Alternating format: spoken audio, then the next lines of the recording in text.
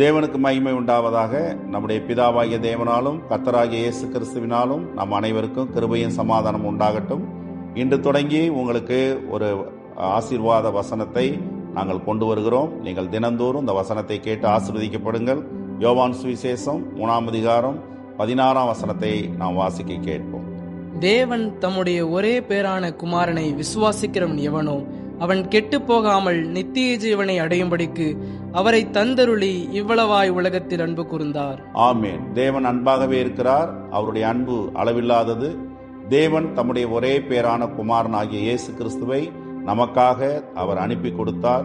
தம்முடைய குமாரனையே கொடுத்த தேவன் நமக்கு அவரோடு கூட மற்ற எல்லாவற்றையும் அருளாதிருக்கிறது எப்படி என்று சொல்லப்பட்டிருக்கிறது. தேவன் அன்பினால் நம்மை ஆசீர்வதிக்கிறார். தேவனுடைய அன்பிலே நாம் நிலைத்திருக்க வேண்டும்.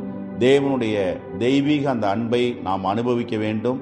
மாத்திரமல்ல, தேவனுடைய அன்புக்காக நாம் நன்றி செலுத்துவோம். நாமும் தேவனுடைய அன்பிலே நடந்து கொள்வோம். கர்த்தர் நம்மை ஆசீர்வதிப்பாராக. கர்த்தருக்கு நன்றி உள்ளவர்களாயிருப்போம். God bless you. Thank you.